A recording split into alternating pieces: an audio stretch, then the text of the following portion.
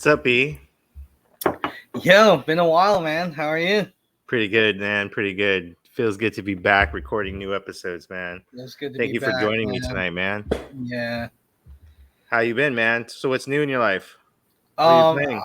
I've been pretty busy, but I've been trying to carve some time to. I'm playing Trine 3 right now. Oh, okay. I Um, have that game. We should play co-op. is it co-op? Yeah, it's 4-player co-op. Huh. Yeah, it's So the thing is, a lot of people complain that it was 3D instead of like 2D, like the first two Trines. Mm-hmm. And I don't know. I kind of thought that I would kind of like that because it would, make it a little different, like mix up the formula a little bit. But I can see why people were complaining because it's 3D, but it still plays like the other ones. It's still side scrolling. So Yeah. it's really like 2D. It's just that you can kind of go into the foreground and the background, but that doesn't really like. I mean, there's like not really much of a benefit to doing that. So it just kind of makes like the physics a little bit like kind of wonky, and it's like you're playing the magician and you're trying to like you conjure up like a box and you're trying to like position the box so that you can like say for example you can like jump on it so you can get somewhere higher, but because it's like this weird 3D, it like gets all like it just gets caught up behind objects and like say because it's 3D you can just like fall off of like platforms that you feel like should just kind of like prevent you from falling off. It Mm-hmm. feels kind of cheap. It's a lot shorter than it's a lot shorter than Trines 1 and 2. It's and it's like the gameplay is a little bit more simple. Like as the magician, you don't have to you can't like conjure up like 2 or 3 or whatever boxes. You can't make planks. It's just you can just make the one box. And I kind of Yeah. like that. It's like it makes it feel like just not as much of a headache to like play through. And with the knight or whatever, he doesn't have like a hammer that you can throw. It's just his basic sword and shield. It's a really fun game. It's really nice looking, and it's a lot shorter than the other two games. But Trines 1 and 2 are better. Yeah.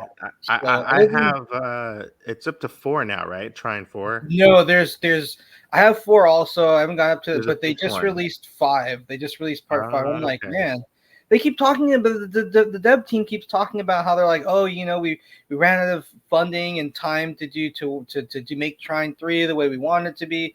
Yet they were able to like get parts 4 and parts 5 funded. So it's kind of like, I mean, I don't know. I love their games. I mean, they're not like the best games. They're kind of puzzle heavy, but they're so nice looking, and they're not horrible games. So I don't know. I kind of like them. Yeah, definitely. No, they're great games. They're Definitely good. Yeah, recommend it. They're good definitely couch co-op recommend. games Yeah, too. Um, yeah, they're good. They are like a lot. I had some buddies not really into games, but they'd be like, "Yo, we should get play some Trine. We should get together and play some Trine." I'm hey, like, we have yeah, a we new should. show coming up in the next in the next month and a half. Maybe we should play some trying in that new show coming Yeah, up. sure, okay. Yeah. I mean, I'm not great. I'm not like I'm Oh, it's not okay. really We'll play for a brainy when little it bit. comes to puzzles and stuff like that. Yeah. I just kind of brute force my way through these things. Yeah. Or I just am lazy and I look it up because with the huge backlogs that old school gamers like us Mhm. have, I don't know. I know there's the satisfaction of like figuring your way out, like getting stumped, and then like suffering, and then figuring it out and feeling that really great euphoric satisfaction. But I don't know. I'm like I just kind of want to. I'm just here for the sights and the sounds to have some fun gameplay and kind of move along. Right. I'm an arcade gamer Hey, at heart, so. you're not the only one who feels that way. Did you hear recently that news broke out that Randy Orton paid somebody $1,000? WWE wrestler Randy Orton paid someone $1,000 to level up his Elden Ring character, so he didn't have to grind. He just like But do then it. it's like, what's the point? Like, you could just Well, like, dude, for if you really him, wanted he's to, you could traveling all over download the time, so somebody's. he doesn't have the time. He's got to when he's not traveling all over the place. I mean, he's injured Yeah, probably right now, so he's not trying to spend all that time trying to grind. If he's got the money, why not? You know what I mean? Just have somebody. You know, it's I don't kind know. of I, like I buying a can't. season pass. I can't. I can't co-sign that. Like, I understand it. I respect it. Well, I mean, actually, no. I'll go one step further. I definitely understand your points. Totally Yeah, see what you're saying. But I'm sorry, I can't respect that. No, I don't. Like to each his own, to each his or her own. I know, dude. You're Like a I'm hardcore gamer. totally not If with you that. didn't earn that achievement, you throw a fit. Well, I know, I understand what you're saying. Like he's like, look, this guy, he doesn't have time to like do all that, so he needs somebody to just like level up for him. But it's like I'm like, well, no, like That's then part you of the don't play the game. game. You don't play that game. Then you go play something Yeah, else. You play like a racing game, or like my type of games. You play like some arcade games. sure. I mean, or some old school shooters. Like the longest game back then, like if you wanted to beat Mega Man 2, you can do it in like under an hour, and that's a hell of a game. Any space shooter, any kind of any real classic shooter is gonna be less than an hour. I I mean, think there's even better modern ways ones. to spend $1,000. Definitely. I mean, yeah, do what you want, and that way you can get like a really cool build, and you could actually like enjoy Elden Ring in that kind of a Mhm. way. I've also been playing Gravity Rush Remastered, and it Nice. is that's like really up my alley. It is really just fantastic. Really nice looking, good animation, good graphics, 60 frames per second on the PS4. And it's just for me, it's like it's the gameplay is actually something different, new, and unique, but not just in a hey, it's really cool. It's a unique gameplay that we've never seen before. It's actually also really fun to play, at least for me. So I'm really enjoying that game. I'm playing Mortal Kombat 1 right now. Oh Uh, yeah, what are you playing it on? PS5. Yeah, I love how you Yeah. said PS5, bro. Yeah, of course. Yeah. Of I course. received the copy that launch weekend for the premium edition. So I got my copy kind of early and I waited till day one to install it. So I made sure I got a day one patch because I didn't want to play it broken. But Yeah. apparently it's still pretty broken. They released a new patch recently to Oh, address some of the balancing wait, what's issues. wrong with it? Apparently, there was a huge balancing issue in multiplayer where player one had an advantage over jumping, and just the timing Yeah, was it's just forked. off on player two. Like it was Wow. almost like unplayable. So like when playing multiplayer, not the actual game itself. So Mm. I played through the campaign. About to dwell into invasions. I played a little bit of the towers, so I could watch some of those independent character endings. Because Yeah, those yeah. are those, yeah, that's Mortal Kombat for me. When you play up the Me tower, too. I'm yeah, sorry, but get to like, back in the earn the day, endings. yeah, slim pickings. You get if you buy an arcade fighting game at home, you're gonna milk that thing because there's not much. You gotta milk Mhm. it for everything. I would like play through with every character, get all the endings, see if you could get through on the hardest difficulty, get the special ending. I mean, at least for like Street Fighter, but I did the same thing for Mortal Kombat. So the campaign is really interesting. It's so um minor spoiler because I know you still haven't played 11. Right, I know. It does pick up right after the Mortal Kombat 11 Aftermath DLC, So it's not and just a complete it's not just a complete like like reimagining or reboot or whatever. so so I'll tell you, Ernest, because you've obviously stayed away from all spoilers. I can tell. Um, the the game, the Trying. best way to describe it is that the events of Mortal Kombat 11 set forth a reboot motion Okay, um, let's see. that essentially um, switches the roles of Liu Kang and Raiden, and reboots the entire universe. And in doing that, certain storylines have been slightly altered. Mm, So it gives them a new, fresh perspective on their stories and lineages. And, it changes the canon up a little bit. Everything that came before it mm. uh, doesn't necessarily hold true to what's going forward, if that makes Well, sense. do you think that So, they're like, doing too much by doing this, or I'm sorry. do you think they're doing like maybe doing a little too much by doing all of this, or are you like, no, I Some like of the it? changes are intriguing. Yeah. Some of them, uh, you so without going into too much detail, um, and you've seen the commercials. So the basic premise is that Raiden and Liu Kang have switched places, and time itself has been rebooted. So Liu Kang is now Earth's protector, Mm. and he's selecting a chosen one, and he's mentoring Kung Lao and a young Raiden, who is now mortal, and is essentially the Liu Kang of the story now. And Yeah. so going forward, you run into characters who are in different places of their lives than were first introduced in the initial canon, and certain things are in certain different orders now. But you come to find out that just because time has changed, certain things are inevitables. And Mm. like as much as you try to change things and fresh start, there are certain things Yeah. that are always like meant to happen, and Destined to, like yeah, yeah, yeah, well, and without going too much into detail, yeah.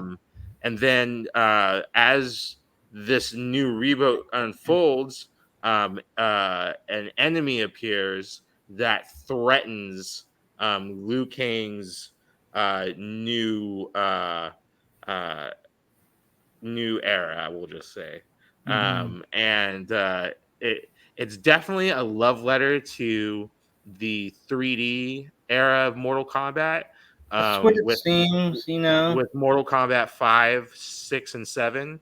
It's Mm-hmm. definitely an homage and love letter to those games. A lot of the Mm. characters that are in this game were heavily featured in those games, and kind of make their first appearances back since those games. Um, but yeah, it is essentially a third, a second reboot. So this is a third timeline now. Interesting. But I would definitely recommend that you do play Mortal Kombat 9, which is the Xbox 360 Series X That's a compatible. fantastic game. Fantastic, and then Fantastic game.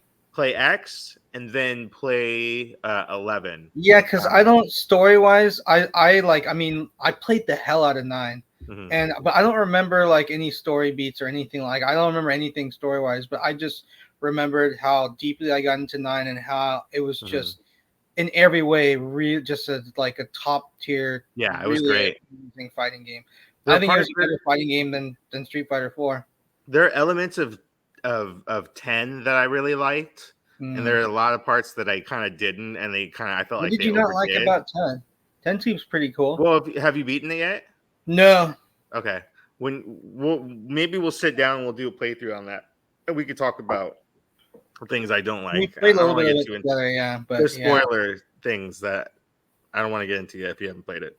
okay. But Mortal Kombat 11 is probably one of my favorites of the newer Yeah, modern like gaming. 9, 10, 11, Um, and all that. there's just something about everything, the Hmm. cinematics, the story itself, and Yeah. the detail of visuals. It still holds up even when Well, compared yeah, to like even when compared to this new one, especially if you're playing it on PS5. yeah, It definitely takes advantage of the hardware and really looks fantastic, dude. Like I wow, still play it and I'm like, wow, this is, even after playing 11, I would still yeah, say that the campaign on 11 is superior to 1. 1 feels like a very incomplete game, toward especially towards the end. It kind of mhm, wraps itself up a little bit and kind of throws a lot of things at you, and yeah, and at the very end it's just kind of like in screw it mode, we're going in this direction, and it's just like, wow, it's a lot. So like any Mortal Kombat game going forward after 1, yeah, like it has to go in a totally different direction than what we've seen in any Mortal Kombat game before. Like this game pretty much wraps up all the nuances and new things that were in that initial 3D trilogy during the PS2 era. Um, and yeah, it's definitely, it's worth playing, but it does feel like an incomplete game. The cameo system, there's a canonical reason for that as well. I don't want to get too into it. At towards the end, it kind of makes a little bit more sense.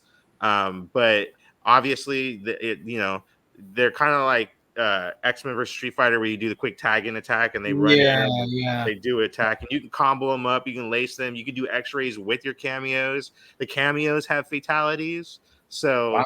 so yeah. So a lot of them are classic versions of the fatalities too. So like you have Sub-Zero doing the classic spine rip, Scorpion doing toasty, you know, Sonya doing the kiss, all that stuff. So it's really cool. Let's talk about Redfall. Ernest, Yeah. Redfall recently got a massive update, didn't it?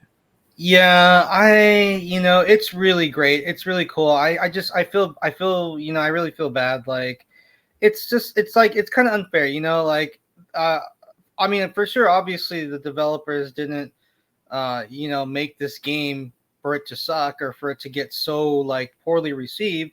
It's just that the developers working on this game and the publishers like, hey, yeah, we're just gonna like we it needs to go and go on sale in this quarter. So we're gonna just release it, and they're like, well, we're like definitely totally not done. It's like not ready, and they're like, whatever, we're releasing it. And what is the developer supposed to do? It's like it screws them. It makes them look bad when it's really the pub. I mean, I'm not gonna say for sure, but it's my belief, and I feel like more than likely that that's the case. Is that they kind of got screwed because the game wasn't really ready when they were forced to release it, and so I don't know how publishers are could be like this dumb because it's like, dude, like word travels fast. It's like did everybody not learn their lessons from like past situations like this, such as with what happened with Cyberpunk, like hello. And it's like Microsoft right now, like with their exclusives, I'm sorry, we all know that they cannot afford to be messing around at all. And what do? They just rush this out. It's like, and so the thing is now that they've released a patch that has really like, it hasn't just fixed like performance. There's a lot of other things that they've added. They've, made the game itself like better. They've made it more um to align with their original vision now that they've had some time to like, finish working on it. Mm-hmm. This is like the version that should have originally released, and Definitely. imagine all the bad will. None of that bad will would have happened. They would have probably done better sales wise. It would have been, more of a killer app for the Microsoft, for their platforms. Yeah, it's nice that they're doing this now. I feel bad, because everybody's like stomped a mud hole in this game and like walked it dry. And now they're kind of like waving the white flag. They're like, yeah, I know, we're sorry. Hey, we like fixed it. And everybody's like, screw you anyway still. And it's like, no, I feel bad. Obviously a lot of work went into this, and it's goodwill that they went ahead and continued working on the game and like fixing it. So, thumbs up. I think that's really cool that they did do that, and I hope that that if it's a good game, that people will give it another shot and that it'll enjoy some success. So this definitely is the fault of Xbox having too many plates at the dinner table and not knowing when to eat which plate, and not looking at the plate to make sure that the food is fully cooked before digesting the meal and serving it to customers. Um, they have so many studios now, and they're just like, you know what? You have this awesome looking game that's in development. We're gonna have it launch on this day, and it's gonna be day one on Game Pass.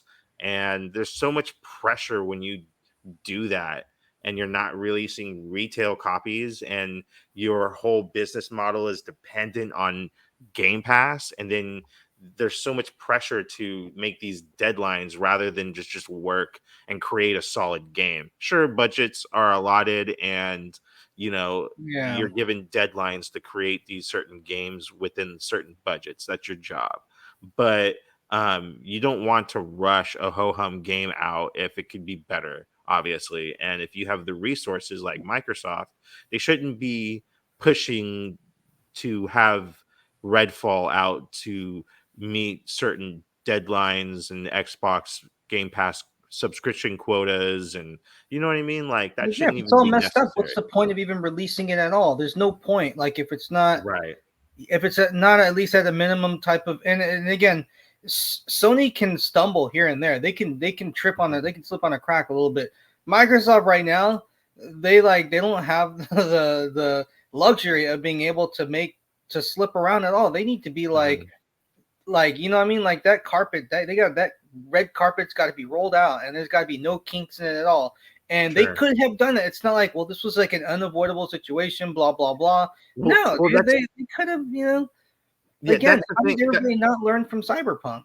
Right, and that's the thing too, is that this game definitely got hampered in all areas because it had to make an Xbox deadline, not because the company itself was independent of Xbox and didn't and had their own schedule. They had to adhere one to their schedule of games that they had in development, and two whatever Xbox was releasing at the time, rather than just being a third party company Yeah. and worrying about your own schedules, not worrying about what Sony or PlayStation or Xbox is doing. Oh, we can't release Redfall too close to whatever we're doing in a couple of weeks because the games play too similar or whatever. You know what I mean? Like it's not Well, it's just beholden to like those restrictions. Nintendo or Shigeru Miyamoto said, like you know, delayed game eventually will be good, but a Mhm. rush game was gonna be like, you know, is gonna have its faults like forever. Sure. I Sure. mean, like, And like you said, the Cyberpunk punk example, that game came out rushed and was garbage when it first came out, but eventually they had the time and the resources to yeah. mold it and craft it. And Imagine that's if what the they game had should have just been when it released it. released. Imagine if they had released it polished like that. People would be like, "Oh my god, this Cyberpunk game! Like, wow!" Well, You people do know? that now and are all in it now because Yeah, they but it's realize still, what it is. But imagine if it like should it have had first that. came Yeah. out like It, that. imagine if it had that momentum at launch and it Yeah, continued and continued and did it continued. You know what I have to mean? come out the month or the year that it did? No, if they had delayed it another year, everybody would have Mhm. grown. But then when it came out, it would have been like, whatever. Oh well, it's here now, and look how great it is.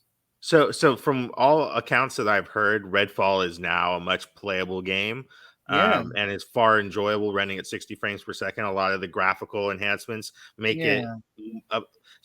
something to actually look They at added now. some So density as well to yeah. like the environment, to like you know, AI enemies and stuff like that, and the environments. So that's just not just performance, but that's making the world more, you know, less empty and just more, I don't know, just giving it more life, giving it more personality, making it like more of the real game that, you know, Mhm. that it should be. And again, I'm old school. I feel like doesn't matter. You know, you delay that game until it's like, until it's, you know, it's until it's good. Until it's ready. Point of release, if you do, this is the age of the internet. Word's gonna freaking travel, and we all saw what happens like with certain games. Look at Balan Wonderland, you know, or whatever. I mean, that game is like a less than $10 game right now. I mean, geez. And here's the thing too. I That's think not with even the point. Game You're not gonna Pass, make any money off of that. yeah, and I think with Game Pass, it really like with their own with Xbox's own studios that they buy, it really like it really affects the quality of the development I think that goes into the game because you have these developers who are like, "Oh, it's just on Game Pass. It's just got to be content." And Yeah, it's more they're disposable. Yeah. yeah, and you release these games that could be better and get people excited and then it's like, oh, we got to wait a year before it's actually out, so it's kind of like they release the beta for like a year, you know what I mean? Yeah, And it's yeah. like Well, that's that why I'm shouldn't be the case. behind. Yeah, I didn't play and the new it's games like because they're that's never why like these games ready. have to yeah, that's why these games have to be on Game Pass, and I feel like a lot of developers are taking advantage of the fact that they could just patch these games day one, you know what I mean? Like Yeah, they're but not again, it's, I feel like there's some backfire to it, like with what happened with Mhm. because I think that Cyberpunk situation, they weren't, they were gonna just do that and be like, ah, you know, just kind of get it out there. We'll patch it, we'll clean it up, whatever. But Mhm. I mean, I don't know, like that backlash, it was pretty bad, and you know, it did affect things financially because So not only did they not sell as many copies, the copies that they did sell had to be heavily discounted, and they had yeah. to do lots of refunds on PC versions as well, which is like, that's a lot of bad will, and that's a lot of lost money that could have been recouped or could have been paid in full if they Mhm. had just, like, you know, released a decent freaking game. And it's like Yeah, nobody wins from that situation. It's not like they did this and it's not like they won. They like totally, it was like horrible for everyone involved. So yeah. This is one of those games that had to meet like a deadline. It had they like not announced it and just like took their time, developed it, made sure that it was, had all Well, they the should make bells like and whistles Nintendo and say, intact, "Hey, we're and delaying." just silently released it like uh, Hi-Fi Rush with that Yeah, yeah, quality yeah. of Just drop like attention. this It random would have, like yeah, it would have done a lot better. You know what I mean? It would encourage people to want to go out and actually buy the game. You know what I Yeah, I mean, mean? hell, look at Metroid Prime 4. It's like how many that thing was like announced like right when the Switch came out, and now we're looking at and it's like I Nearly feel like 20 it's years for the now. better. Yeah. If the game is not great, then they should just do what they're doing, which is not talk about it, not show anything about it. Then Mhm. it is what it Until they is. have something concrete. Yeah, and if they don't, then it Don't is what ever it is. mention it. Yeah, Hey, speaking of updates, yeah, yeah. Hey, all right. Now, hey, look, now we're in business. Now we can talk. Now we can talk. Now you can sit at the table and we can have a family discussion. so You know? these games launched on PS4 um, and PC. Oh no, PC I think had 60 frames per second. The Yeah, PS4 PC did, version yeah. didn't have 60 frames. It was at its No version, all native console 30. versions were 30 max. Right. Max 30, actually, to be honest. Max 30. Like the true performance is really more in like the 20s. It was again max 30. It wasn't like it was Right. mainly holding on to 30. It was really like a 24 frames per second game that went from Yeah. like That game was 24 to pushing 26. on the Xbox and PS3. More It so the was PS3 because just it was a port.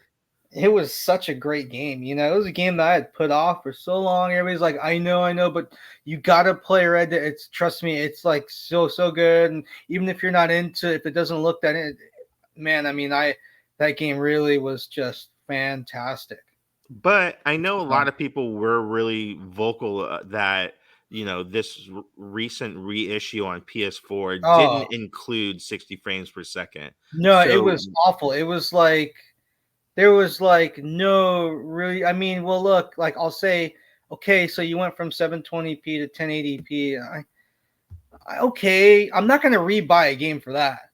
Everybody's like, oh yeah, but it's like we're doing like the HD remaster. It's I mean it's still 30, but now it's an HD. Like, so what? Like 720 is right. fine enough. It's not as good as 1080 or 4K, but it's serviceable for sure. Hell, Mhm. I'd even say it's better than serviceable. It's serviceable to the point it's not worth upgrading if all you're getting is a resolution boost. Which is why everybody like lost their minds over the Metroid Prime remaster. And I'm like, well, look, you know what? The original was 60 frames per second. It was already a beautiful looking game. It was 480p. Now we're going up to like 1080 or 720. No improvements to the frame rate. So all you're really getting is like a little bit of higher resolution, and they like kind of rework some of the textures or whatever. But I mean, I don't know. I'm like, that's cool. I'm not gonna rebuy it over that. And everybody's like, oh, this is like one of the best remasters. No, it's not. It's just that it's a really great game. It's not that Mhm. the remaster is great. All they did was like boost the resolution and like so they redid some of the assets and some of the art, which that's cool and all, but again, we were at 60 frames per second to begin with. There's no improvement there, so it's not like some earth-shattering new thing. Now, this Red Dead Redemption, this goes from me laughing and being like, "Yeah, I have no business here. I have no interest," to being like, "Oh yeah, I'm gonna have to get that some point down the line." Like when I Mhm. want to replay Red Dead, and it's a brilliant game. I am definitely before I die, I'm replaying Red Dead. I'll be playing that version, that 60 frames per second version of it. Mhm. So That's now awesome. That's I had no idea that this was happening. It just came out of nowhere, and that what a surprise! That's just really great. so now you have 360 Series X owners and Series S owners who are now coming at the studio because the Yeah, backwards compatible version is available on Series S and X via Xbox 360, and it still runs at 30 frames per second. yeah, So people are now asking Rockstar to release a patch for the backwards compatible version to unlock the frame rate so it could be played at 60 as well. Do you see that happening, Ernest? yeah. They have to.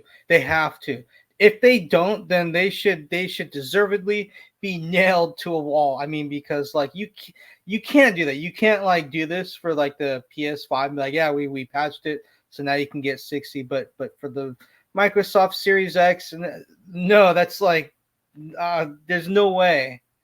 What if PlayStation and Rockstar have a deal uh, that's just for it's their horrible. games going forward that will offer like a marketing ploy to include Grand Theft Auto 6 with PlayStation 5, and it'll be included like on all the box art and whatnot, maybe on the back, and like Call of Duty did, right? Hmm. It'll be bundled with the game. Maybe there'll be holiday Well, a bundles. console bundle, you mean? Right, exactly. Holiday Oh, console for bundles, I and maybe this is like a part of a exclusive thing for Rockstar and PlayStation. Maybe there's some sort of agreement going on right now. Who knows? We don't know yeah, yet. maybe We'll have to definitely wait and that's see if they do fine. release that patch. They have to. If they don't, it's like I feel bad for Microsoft if they don't. It's like that's cold Hmm. because Sony's got the PS5, Microsoft has a Series X. Why on earth would like I don't know. That's just really odd. I it's that's no good, man. If they don't release that patch, like if I was like an Xbox guy, I would be pissed. I would be so furious. Dude, I would be so pissed. It would be so not cool. Sure. Well, to their benefit too, um, they've had it available to play on Series XS because it's backwards compatible. And PlayStation, Yeah, but if that's you the thing. It's backwards compatible, and Microsoft is like they've done that boost for like so many, like not all, which is why I don't like their backwards compatibility, Mhm. their The whole game roadmap for boosting, that. yeah. But they do have this habit of like giving some select games an FPS boost, and it's not Mhm. like we could say, well, the gameplay is tied to the frame rate, so we can't go from 30 to 60. We know it's not the case because it's 60 on the PS5, so Series X owners deserve a 60 frames per second freaking patch. Mhm. I Like agree. this is like I didn't even understand. Like Yeah, just uncap the frame rate. How it can't be super difficult. I can't. I mean, I don't know, but I imagine that it can't be. So Ernest, Oh talk to my me god. about this Mars FPGA. Wow. Okay. So this just like kind of came out of nowhere. At first they were releasing these cryptic tweets of like this is so for those of you who don't know, this is kind of like I don't know, let's say like the bigger brother of like the Mister, which is an open source FPGA. Well, I don't want to say it's like a console. You can get like a nice case for it, but anyway, it's again, it's FPGA. This Mars is kind of like similar. It's FPGA as well, like the Mister. So, and it's open source as well. It's going to use the same cores as what's available on the Mister. So basically, this thing can do anything that the Mister can do, and it's supposedly supposed to be just as accurate, which means So that it's stop real quick, Ernest. Stop real yeah. quick. Um, Explain why someone would want to go FPGA as opposed to, say, emulation on a Raspberry Pi, whatever, right now, Um. or So any other single honestly, board computer. honestly, Raspberry Pi is like not bad because it's really inexpensive, but it's just not gonna be as accurate as far as like the emulation.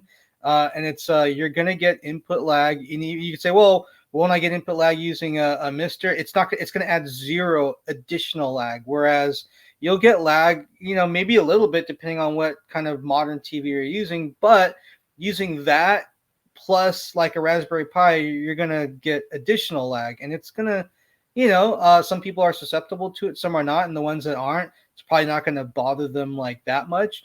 Mhm. But the other problem is with the quality of the emulation itself, because with something like a Raspberry Pi, you're using software emulation, so it's emulating certain software, like certain games, like say it'll emulate like if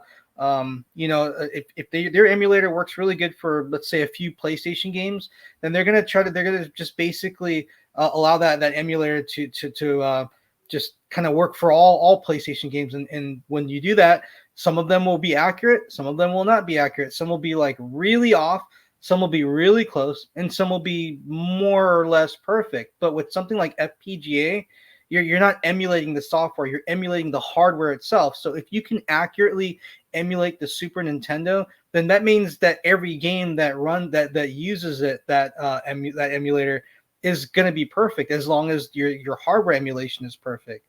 So you're not worried about like, well, we got Super Mario World to run like really good with our emulator, so we're just going to repurpose it and let you play like Contra 3 on it, and that may not work that great, but maybe Castlevania 4 will be more accurate.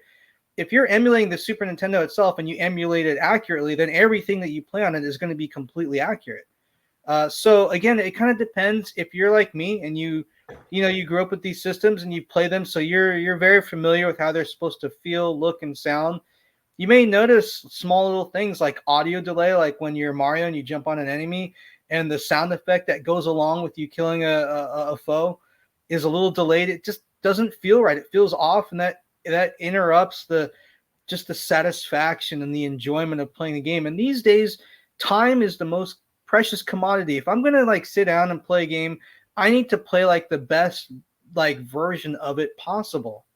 And so that's why like the Mister is just so great, because you can play any game on the Mister knowing you're playing a legit version of this game. You don't have to wonder, does it feel a little laggy? Does it look a little, there's like a little glitch here and there? I'll just kind of ignore it. But in the back of my mind, I am aware that it's still there and that it's happening, but it's good enough.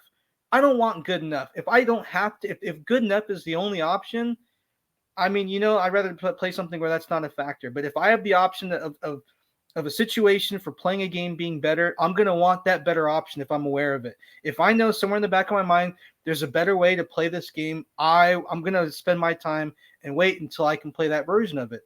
And so the Mister, it's like it's pretty good up to like the 16-bit systems. I know that they're talking about there's a PlayStation and a Saturn core and maybe a little N64.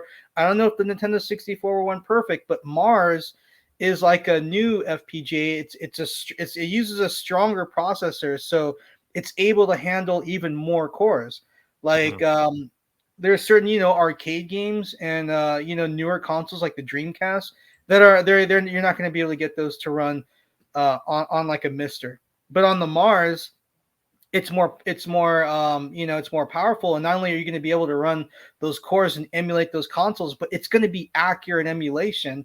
Another thing about the Mars that's really great is that the Misters, again, everything about the Mister is open source, so there's no like official case for it. It's like all kind of do it yourself, build your own, and a lot of people like myself don't want that. This Mars, they're using Todd Gill, who's very respected in the retro community. He's one who's designing and building the shell for it, so it's really consoleized, right? Which makes it kind of like it's just more streamlined. You buy this thing, you don't have to like configure it or like get like a find out which case do I need to get. Does it have a heat sink? Is it going to overheat? Does it have a fan? Is this the right fan? Is it a good fan? How long will ready packed? Well, yeah, you don't really have to worry about that as much when it's already got like its own like kind of quote unquote official like case and all that stuff. That's kind of nice.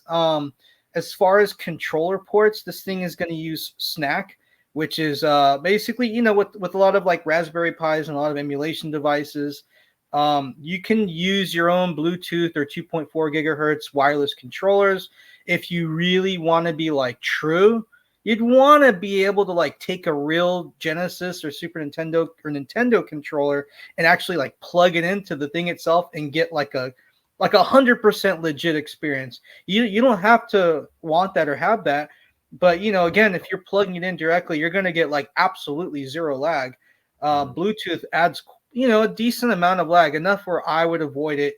2.4 is a lot better. You're probably realistically not really going to notice too much lag. But if you really don't even want to consider thinking about lag at all, you would need this thing called Snack, which is like think of it like a dongle that you use but you have to get one for every console. But if you get these Snack dongles, you can plug in a PlayStation controller to play your PlayStation games, Nintendo controller, Genesis, Saturn, whatever, right? You can plug in any legit actual like a real controller. Like you don't have to get like a Mister or a Mars version of the Nintendo controller. You can use your old school Nintendo controller and plug it right into it, and it'll work like as if it was that's awesome, running on a real Nintendo. So that's super awesome that they're using that from the Mister. Again, it's going to use all the cores that the Mister can use. The release date is going to be Q1 of next year, 2024. They're saying between January and March for release dates, and then the price, it's I feel is about right. In fact, it's a really good price. It's not like official, but they've announced that it's going to be $699, which is about $100 more than the equivalent type of setup for a Mister. Like if you want to get a Mister with the case and all that stuff, you're going to look at around $600 for the Mars, which is a bit more powerful and it's got the case and all that stuff. It's $100 more, which I think is a little bit better as far as future proofing for just $100 more. Yeah, And and you get a much sleeker package. You don't have to like Frankenstein it together like the Mister. right now, considering that situation, if you didn't want to Frankenstein it, you can get those pre-assembled Mister packages, which is what I would do. That's $600, but then this is like $100 more, same thing, all like you said, pre-set up, pre-packaged, but it's more powerful. It's $100 more, yeah, but even still, it's I think it's a little bit more future proof. You can run more arcade cores, like we're talking like CPS 123, hopefully Model 1 and 2. Model 3, they're like, well, we don't know for sure, but Atomus Wave is working really, really good on it.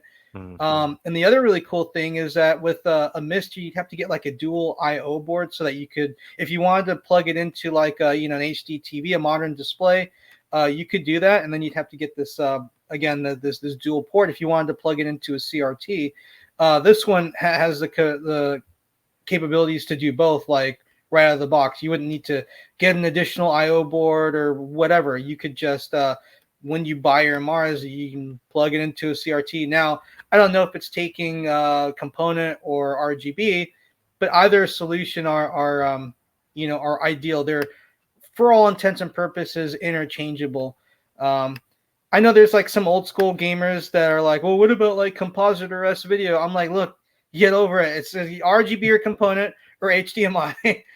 Some people want that old school, like nostalgic composite. I respect that. I understand that, but I'm sorry. I don't have the time to mess with freaking composite right now. Once I learned about S video, we went to S video and there's no looking back. Once I found out about RGB and component, there's no looking back to S video. Now S video is great and it's acceptable, but once you go up, there's no going back. Then you could say, okay, well then why would you play on RGB or component when there's HDMI? Isn't that better? No, not necessarily for old games. So that's getting into a different territory. But I digress.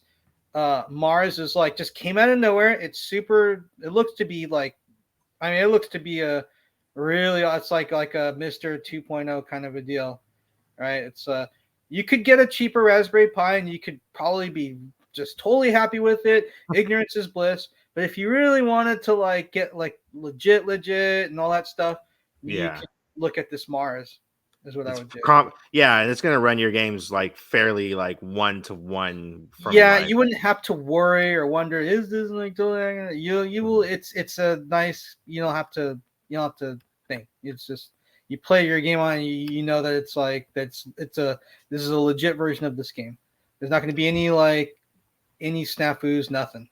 Right. Yeah, you're not going to run into the same issues that you would run trying to get your games on a Pi. On a Pi, a lot of stuff runs great, but you play this one game and then there's like a problem. You're like, and then you're like, but fine.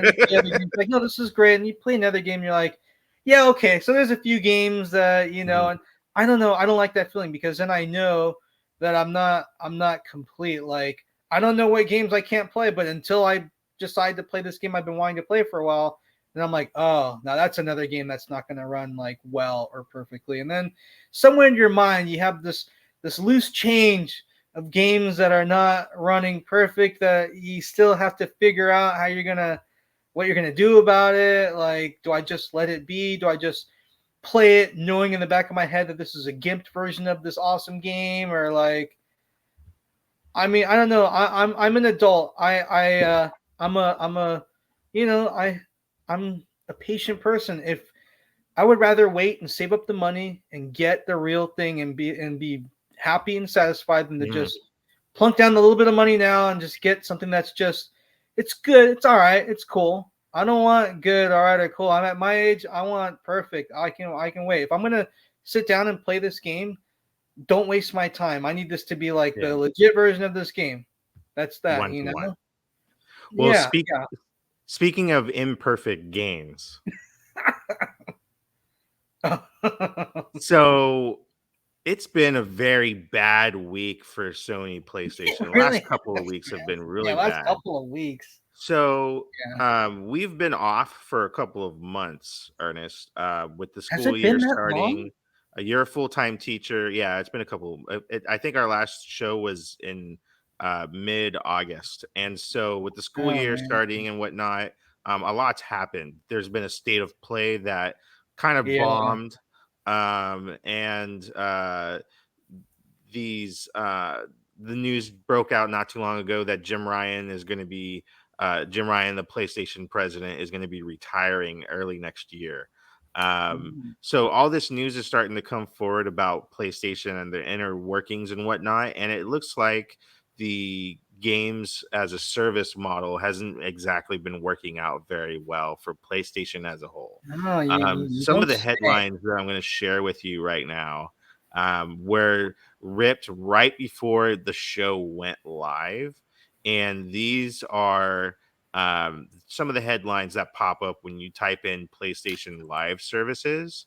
PlayStation Live Services plan hasn't hit the ground running. Uh, Last of Us live service game development allegedly on hold. Apparently, not Rockstar, Naughty Dog had let go a good chunk of the staff that was working on this multiplayer online Last of Us game. Um, you know, Jim Ryan's live service pivot may not pay off the way he had hoped. Again, live service pivot may not be going well. So you see this really big push for all these games like Destruction All Stars and this Last of Us multiplayer and other live services like Destiny 2, probably the more successful of the bunch. But they have that Foam Stars All Star game that's kind of like a rip off of Splatoon that's coming to PlayStation, and that was recently in beta right now. And you see all these different live service games that are just launching and failing to just gain any traction whatsoever. And before you know it, the audiences have already moved on to other games. It offers a fun weekend's worth of, hey, this is new, let's play this for a couple of days, and then you kind of just get over it. Have you dabbled into games as a service, live service games, Ernest? And if Mm, so, what has been your experience with this business model for gaming?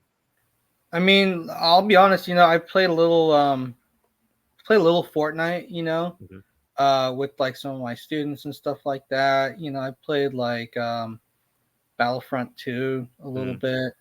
But you're not naming any Sony games that are live service games. Like, So who the hell is asking for The Last of Us multiplayer? Like, okay, like it just seems like so like stupidly like let's just make every game multiplayer. Like, who is just asking for force the it. more Last of Us right now in general? But That that'll as feed well. into our main topic later. Yes, yeah, yeah. Because yeah, like this is also a problem when you have like people who are not gamers running big companies, which I understand. You're gonna have you can't have a gamer, you have an To be executive doing fair, this. though, Jim Ryan's been with PlayStation for almost like Hey, you forever. know what? Screw Jim Ryan. This is the guy who's like, why would anybody want to play like these old games? I don't understand. I don't get it. Oh yeah, Hey, he you was know the what, guy that dude? said that Yeah, that's the guy who said that. backwards compatibility was useless. Yeah, yeah. What a moron. That doesn't mean that he is a moron. That's just what I think because Sure. I'm an old school gamer, and I love PlayStation, Here's the and that thing. guy's a I have a wall full of old games, and you do too. You have walls of games. And it's like if I wish I could just have one box where I could pop the disc in from any you just generation play and it everything. plays. Yeah. You know what I mean? Like figure it out. You guys are PlayStation. You know what I mean? You Yeah, guys are but like the industry leader of video games. You know what I mean? Minus Nintendo, that's debatable. But like right now, well, everybody in the world wants a PlayStation 5, more or less. You know what I mean? Like yeah, yeah. that type of goodwill isn't earned overnight. You know what I mean? And Xbox is learning that themselves. They Yeah, but really shit the everybody bed the keeps last doing this. couple of Nobody stays generations. on top for like more than 2 generations. Hmm. Sony, Nintendo, Microsoft, doesn't matter. Like Microsoft only really had one good generation. Right. Let's Yeah. say they had one good generation, one great generation, and ever since then they've been just like I don't know how they're staying alive. They've just been bleeding dry. Hmm. I think Nintendo. that their advantage for that 360 era was that we Yeah, could deliver a comparable experience for less money, and the development will be smoother. And I think that was the real pitch. And with that marketing, that Microsoft marketing money muscle, it's a tough beat. I think that Sony during that generation underestimated how hard Microsoft was really they willing got to go. super cocky. They got super Yeah. cocky. I remember I really got rubbed the wrong way right from the start. And I allowed that generation to kind of mature a little bit before I Mhm. jumped in as and by the time it had gotten to that point, I could see the writing on the wall. I could see that the 360 was like was the platform of that generation for sure. Mhm. I know I guess sales wise, Sony may have like edged it out later on, but I'm sorry, man. We all know that 360 was that generation. All the multi-platform games were better, more or less, ran better on the 360. 360 had like all the really good exclusives. Not saying that the PS3 didn't have really good exclusive either, but like if I could get like some good Microsoft had good exclusives at the time. If I could get those and the best playing versions of multi-platform games, that was the console that I got first. Of course I got Mhm. my PS3 later and got all the exclusives, but I didn't really get any multi-platform games on the PS3. Sony just again in that price, that $600, I was like Oh laughing. I was yeah. like, dude, bro, it's not gonna happen. Then the 360 was like 300, and I eventually ended up getting it. It is what it is. Like, So I'm reading the Forbes article right now and relates to the uh, PlayStation having issues with live service, and it dwells a little yeah, bit it's into hilarious. Bungie, and it mentions Bungie working on Marathon, which is a PvP only live Mhm. service extraction shooter, and that That's Bungie's been risky. It's tasked with. risky. Yeah, and it says Bungie's been tasked with teaching other Sony developers to make their own live service games, and in all, Sony has said that they're working on 12 different live service games, Mm. some known, some unknown, and that by fiscal year 2025, they will be investing 60% of their budget into live service games. And while they're not necessarily a scale down of single player games, you can only think that 60% of their entire budget towards live service is a downscale to the single player games. Well, here's the deal. If this is what like the current generation or future generation of gamers want by it always comes down to the wallet. You vote with your Mhm. wallet. If that's what those then that's fine. More power to them because that just saves me more money on my wallet. It means I can buy less games, play more of the games I already have that I haven't played, and then Mhm. hey, if things really get bad, I can you know oh my god, I can actually replay a game that was really fun just for fun. Like I have so Mhm. many games. I'm like, oh, this game is great. I can't wait to like play this again later. But it's like, will I get to that point? Hey, you Yeah. know what, Sony? Go ahead, and make your games as a service. Like if people buy it, cool, good for you. I'm not gonna buy it. I know they don't really care about my money, and that's fine. I got plenty of other stuff to play. I'm good. Yeah, I think that another issue too is that they have so many they have 12 different games coming out that are in development that are by itself live service games, right? And 60% to me is an uncomfortable amount to be Yeah, it's a spending your pretty budget on for these yeah. games that don't have a potential future or potential to build franchises or to connect with players on a personal level like single player games do. Well, Uh, yeah, Sony uh, knocks it out of the park with their single player games, and even the ones they yeah, take experiments on, like Concrete, Genie. yeah. Those games, at least, they they use their budget in ways that innovate. You know what I mean? Like they're not like trying Yeah, to it do the was. same. They're, you know what I Yeah, mean? Like that's those are the type of risks with the budget that I think Sony should be taking more. I would yeah. be more comfortable with maybe a 35%, 40-60 split in favor of single player development as opposed to like multiplayer and live service games. Well, I feel like Because, it's risky though because these live service games, like people usually like will just kind of like latch on to one, and mhm, that like people are still like playing Fortnite, and that's all they play, or mhm. they play Minecraft or Roblox, and that's all they play, or there's some hardcore Destiny players, or Sure. there's like some hardcore Call of Duty players. But if you have like if you start making like 10 of these games as a service games, it's like you're just splintering the market where it's like there's not I don't know if there's going to be enough hardcore players that are going to just attach themselves to like those one games. Mhm. It's not like those kids play a variety of games where they play a little Call of Duty and all this. They usually play like one or two games. Like some kids like they just only play Fortnite and that they just play Fortnite like that's it. Right. Or they play Call of Duty and that they just play the new Call of Duty when it comes out every year and that's their gaming interest. They're not looking at playing like 5 different multiplayer games because these kids are with these multiplayer games. They play it all day and that's the only game they play. So whenever you try to play for fun, they're like masters because that's like the only game they play. Or Mhm. like there's that really big Destiny infrastructure, but you can't create that. You can't create that with like 10 different games. Like it's just not, it's not going to work out like that. I don't think, at least. I Right. mean, and it's also like you said, it's a big gamble. Look what happened with Microsoft when they, with Halo Infinite. Like they did as they should. They delayed it, but I don't know. It kind of still didn't. It just that game just didn't like. It was okay received, but it wasn't like super well received. It didn't Mhm. really didn't do what they A lot of wanted money they spent on that to do. game too. Yeah, and if Sony's going to be trying that and trying to put like 10 games out like that, and if like only one or two of them work out, I don't know. Was this a If good idea? that. Was this a good investment? I don't know if I think that way. And Mhm. also, it's not like, well, it'll find its legs later. It won't. It the second it comes out, it's already getting older, and Yeah, these online it's games, there are here's less and less players. here's the thing too. Live service games aren't the same as single player games. So like Right. if a single player game comes out and it has the potential to be great, like Cyberpunk, but it Yeah. comes Yeah. out and it craps the bed, right? Yeah. But Yeah. we know that somewhere underneath that crap is Hmm. gold. Yeah. Eventually, you'll put your gloves on and find Clean it up.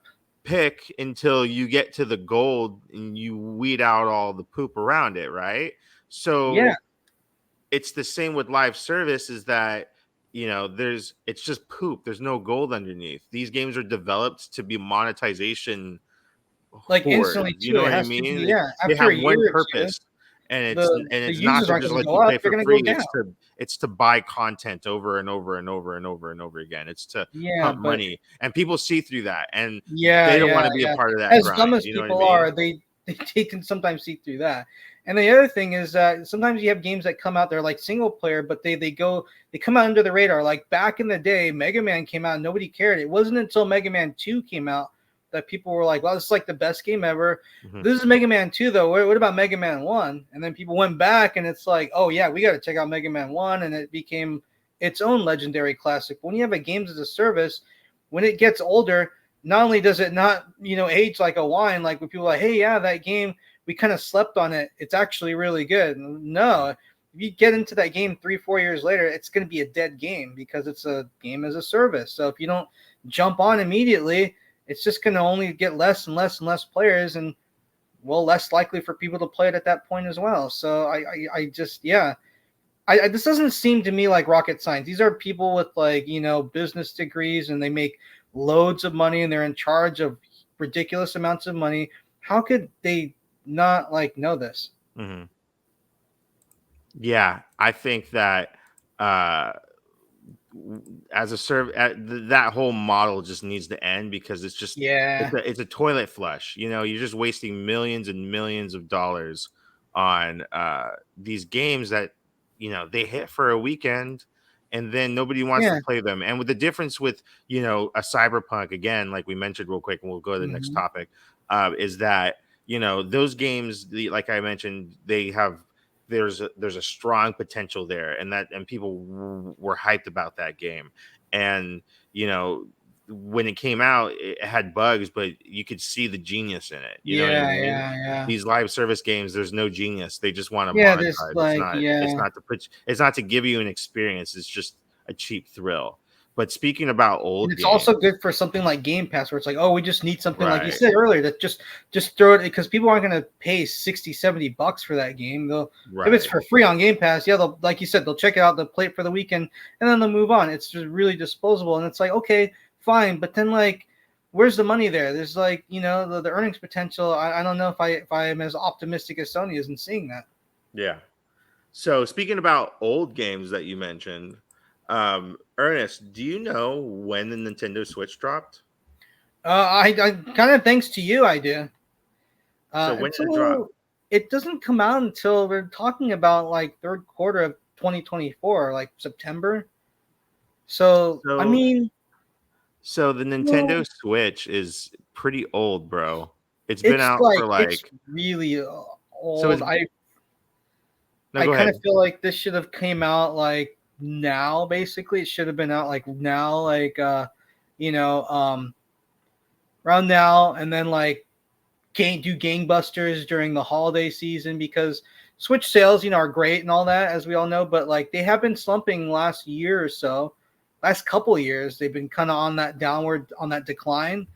And I mean, I don't know. I like things to come out like later than sooner, but I don't know. Even I feel like September of next year, like a year, essentially a year from now, we got a So the whole another Nintendo full year of the Switch. Like, I don't know, man. So the Nintendo Switch, the original Nintendo Switch launched on March 3rd, 2017.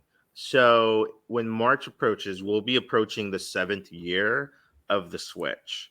So um there has been word, obviously, a lot of rumblings about how Gamescom this year, behind closed doors, Nintendo showed developers a prototype of what we will call the Switch 2 for right now. The data is, what we know about it so far is that it's hardware pretty comparable to the Xbox One and PS4 era of consoles. So Um, non-pro PS4 or I PS4 think it's Pro? between a PS4 and a PS4 Pro, I think they said. Okay. Okay. The demos that they had running included um, the Unreal Engine 5 Matrix demo Yeah. that's Yeah. available or not available now. I think they delisted it, No, but you can't. Yeah. So the but three people who owned a PS5 could get it, but like the yeah, rest, well, I have it. yeah, because And you're one it's of the back three it's people back who up had a again too. PS5. If you have it, if you had downloaded and it wasn't working, it's working now. So there was a server issue. A lot of people thought that they pulled the plug on it, Yeah. they Yeah. delisted Yeah. it, but I was like, apparently you it have was to just pay a for those server issue too. and it's back up. So that game was displayed behind closed doors, running on this new prototype Switch 2, and apparently it shares very much very similar to the initial Switch. It has a portable design which you can connect to the television, so it's all Yeah. intents and purposes the Switch 2. Yeah. Um, and it's said to be backwards compatible with Switch hardware as well, or software. I mean, Yeah. as well. So a new leak recently dropped after the Gamescom news. This dropped just recently.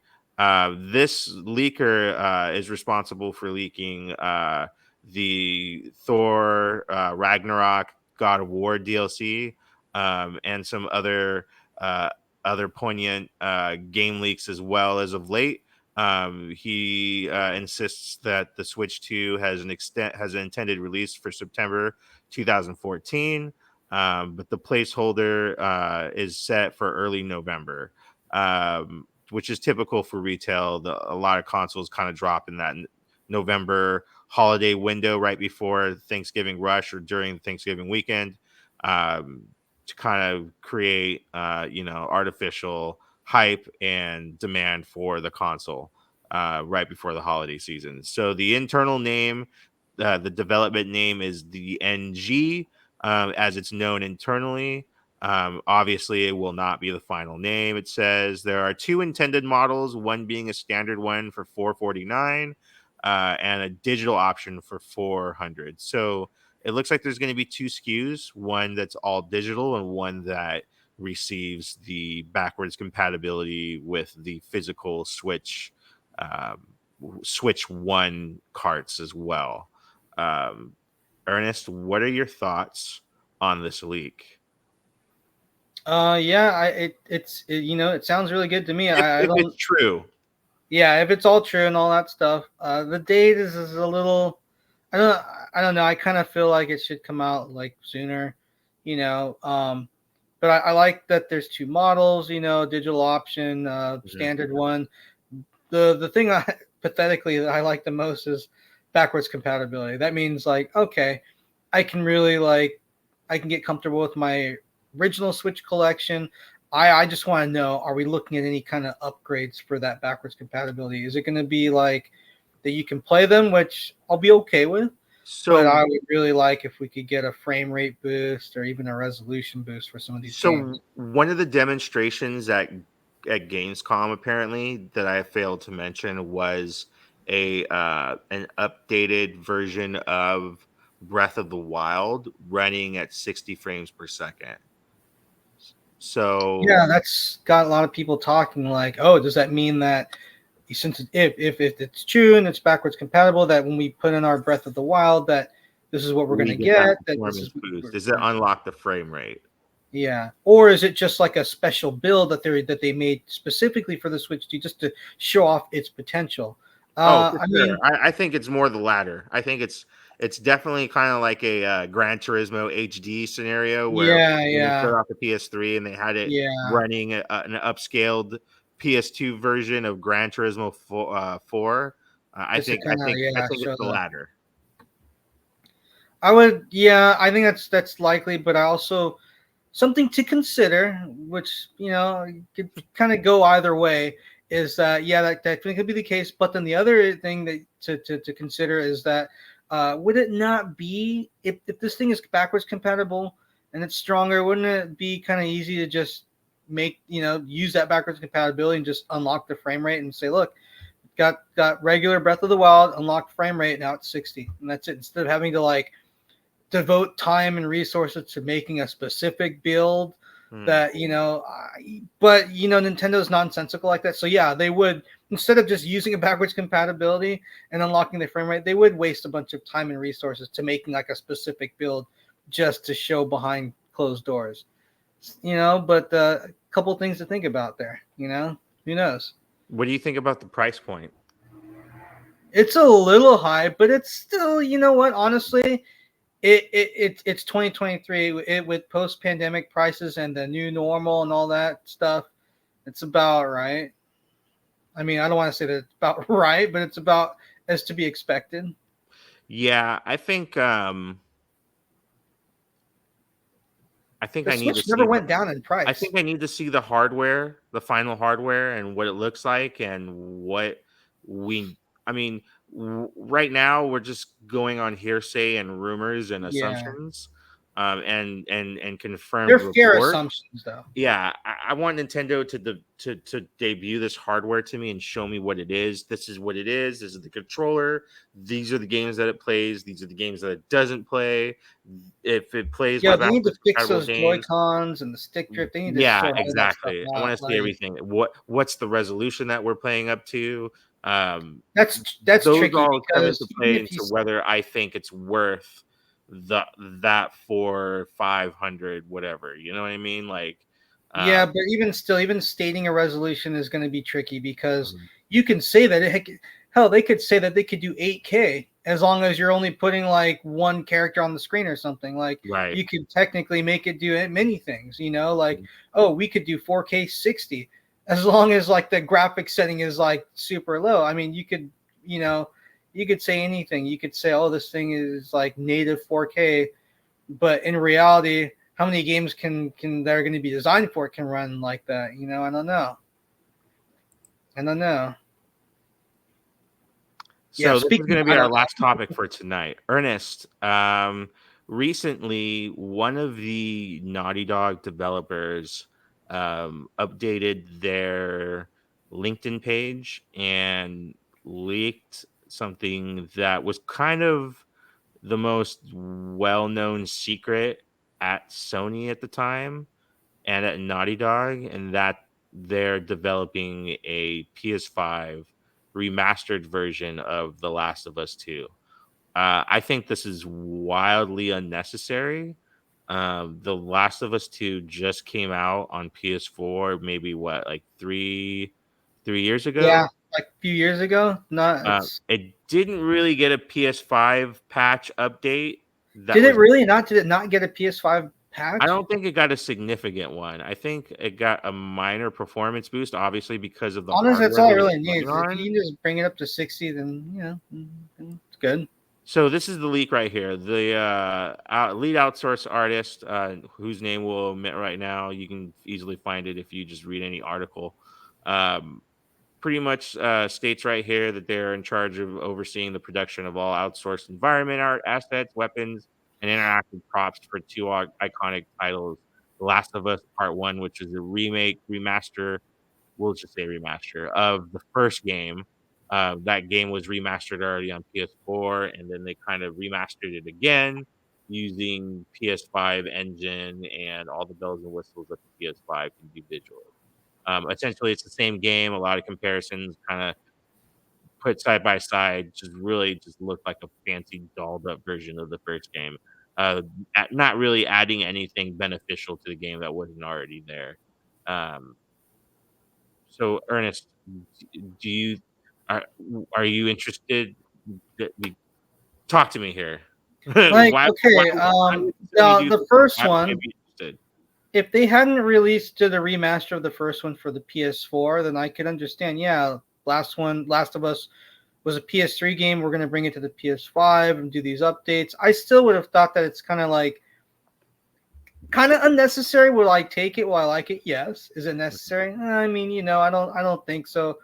PS3, yeah, it's old now, but it's still, I don't know. But now The Last of Us 2, it's a PS4 game, and it just seems like it's almost like a joke.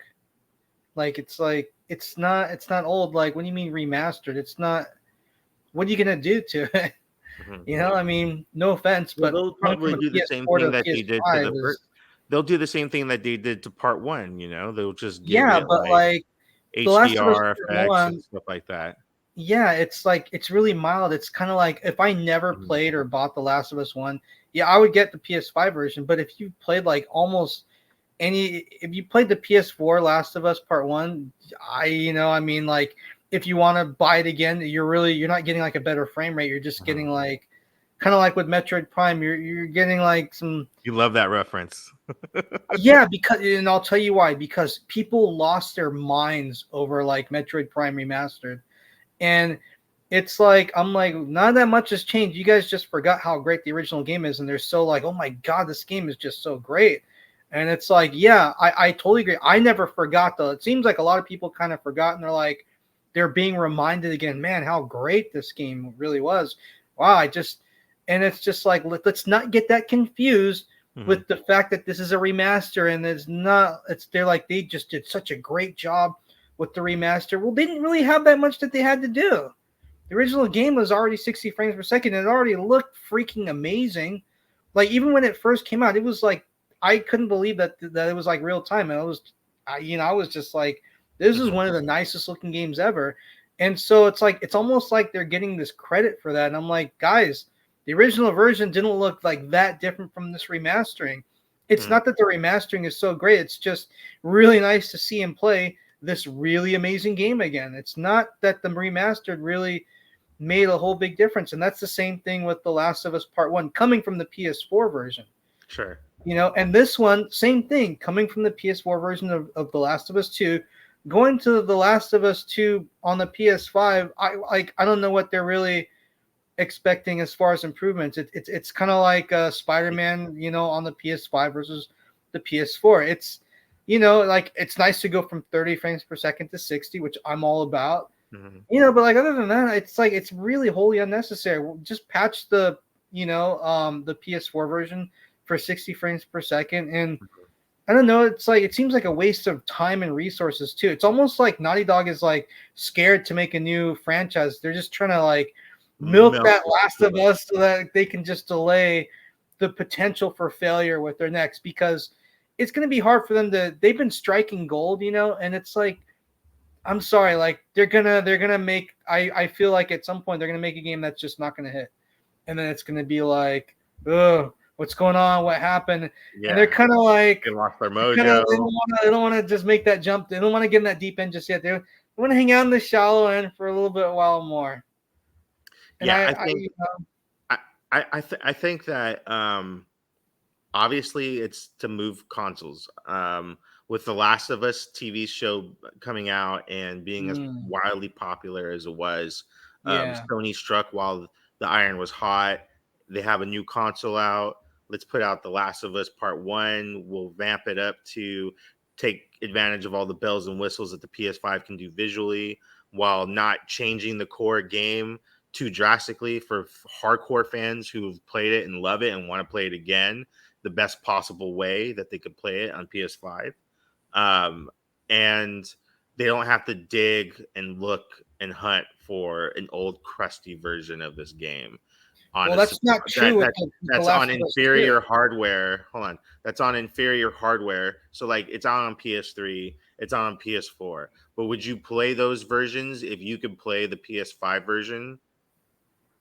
Now, if you would have to buy the PS5 version, I don't think I would. If I had the PS4 version, I But would let's say probably let's just but play let's say that. you didn't have all those versions, Oh right? yeah, yeah. And you You're only gonna had the yeah. PS5, you didn't want to bring out you lug out your PS4 and plug it all in and do all that Yeah, crazy but you, stuff, you right? don't have to do that. You can play all your PS4 games on your PS5. That's Right. why I'm But like, but here's the thing. If you want to buy that disc, you have to go to a GameStop and they don't have like new copies of the PS4 version. You know what I mean? Like if you you want to can't go find into a if you store want and to buy The find Last that of Us disc, on retail.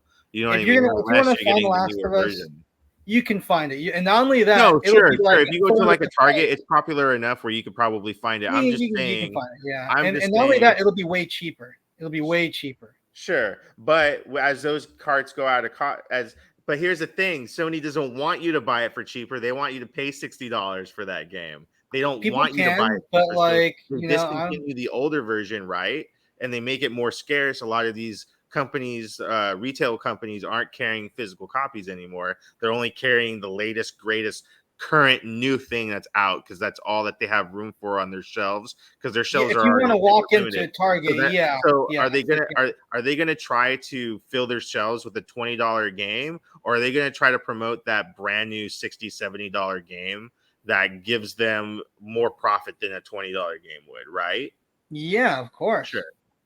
So But again, like if I you see them really, taking advantage of the whole success, and that's why they're doing it. Is it a necessary step to do? No, it's absolutely not necessary because they've already established Last of Us Part Two. It's a masterpiece of a game in its own right, and it's perfectly fine to play in its current condition, and it still holds up, looks beautiful, right? But you know, if we could add lighting effects and bells and whistles and sharpen the AI and do, you know, yeah, it just depends how much is that worth to the person. right, Now, if I've exactly. already got a version of a game that's Then it's 60, not for you. You shouldn't even download it if you don't really care enough to like want to well, see what but the you made a differences good are. point because it still is technically the best version of the game, the best way to play it. It just depends. Would you pay like $60 for that? I don't know that Right. I would. It No. depends. Like if I had a Not if you 30 already frames own per it. And second version, if I can get it on PS4 for like $20, like you 20 said, bucks, yeah, $20, then probably just go that route. Like if I get the PS5 version somewhere down the line for like 15 or 20, I mhm. don't know, maybe, but honestly, if I could play the PS4 version, if I could get it, if it ran at 60, I probably wouldn't bother just because I'm snarky like that, and I kind of if there's no improvement to frame rate, there's really not much. So they up the res a little bit or they remodeled stuff. That's not enough to get me to rebuy a game to have Yeah. two copies of it on myself. I don't want to store it. I don't have. I'm running out of space as far as storing games. I need games that Yeah, need to be there. I'm not buying games just to have on my rack. They're going to be games Now, that is that a better version of the game? It is, but yeah. I don't know. I think I can live with that. But I I don't mean, need to Metroid have Prime three Remastered. versions of the same game either. You know what I mean? Like, I will if there's an improvement to frame rate. Like if it was like right, DMC, if it was 30 on the Xbox 360, but now on right, PS4 it's 60, I'll get it for cheap. Like if I find it cheap, I'll grab it, and when I replay it, I'll play that version of it. But I'm not gonna be like, oh, this version is better, but it's $60. I ain't paying that. right. That's just me. You know, a lot No, of other I people agree. will. Yeah, And totally. great, No, it's the best version of the game. So yeah, it would be a good thing to do if you didn't already have the game, or if you just really sure. like, you If know, you have a PS5 and you've never played The Last of Us then 2, and yeah. you don't mind forking down $70 for the absolute best version of this Hey, game, it's a good buy because that game is fantastic. Like I remember how everybody told me how great it was, and mhm, I was like, well, hopefully this hype doesn't like kind of ruin it for me. And I don't even like stealth games that much, but mhm. man, it that or was just a or fantastic game. you can save $50, maybe even more, spend 12 to maybe $20 at a GameStop Mm, and get a slightly pair scaled yeah, down that version is of the same true. game and get the same experience. That is true. I don't know. What would you do? I That's think yeah. here's the thing. I think minus the TV show, because I know where the story goes in The Last of Us 2, and it's not in a direction that I care about. Like the Mm-hmm. first game, I love the story, and I haven't seen the show yet in its entirety, I but haven't either. Yeah. from what I'm told, it follows heavily the first game. So I'm Mhm. sure that as it progresses, I'll like it more and more. Um, but I'm not looking forward to them adapting the second game because I don't like the story elements and the beats in the second game. So it'll be interesting to see what they decide to keep and what's changed at that point because it doesn't have to be a one to one. You know what I Right. mean? Like The Walking Dead, they changed a lot of things. You know what I Yeah. mean Yeah. compared to the Yeah. comic, Yeah. but they Yeah. kept a lot of things faithful too. So Yeah. it's drawing the fine line to not disrespecting the source material, but at the same time, like changing things up. But yeah, I don't Mhm. care for The Last of Us, to be honest with you. It's not like I need to go get that game when it drops. You know what I mean? Like I have the Yeah, first I'm one. I really have looking forward to complete. playing it and stuff, but I Huh? don't know, you know, Yeah. I'm really looking forward to playing it. But the first was just so, just like, Hmm. it was like from start to finish, just so well crafted that it's almost Yeah. like it's a good enough standalone experience that Mhm. they made it to. It looks great. I hear there's some controversy with some of the stuff. I don't know. I'll form my opinion when I get to it, but I have a I have a bad feeling. I don't know. We'll Yeah. see. We'll see. So earlier in the show, we flashed this image. A lot of our colleagues on their own shows are doing giveaways as well for the month of October. We are doing a giveaway as well. Um, we will be giving away a copy of the Metal Gear Solid Master Collection Volume 1. The winner will be able to choose which version of the game they desire. The PS4 version isn't pictured in in this picture right here, but it's definitely one of the versions that's available in this drawing as well. If you don't have a PS5 or Xbox 360, I don't know anybody who would want the Switch because the HD collection runs at 30 frames per second, and that would be extremely bad. So I don't Need the Switch foresee too, anybody man. wanting the Switch version, but if you really Uh, want it, have at it. It's your choice. But yeah, so at the end of the month, we're gonna be picking a winner, and basically every week we're gonna have this image appear, and there will be a question that we ask, and in the comments, you just answer the question, and if you at the end of this whole ordeal, the whole month, we go over the questions and answers, who's responded, and the person who's responded the most is entered into a tally, and then we pick a winner from there. So this week's question, Ernest, um, is this. So in Metal Gear Solid, Snake is tasked with obtaining 3 key cards. I want to know, what are the colors of the 3 key cards?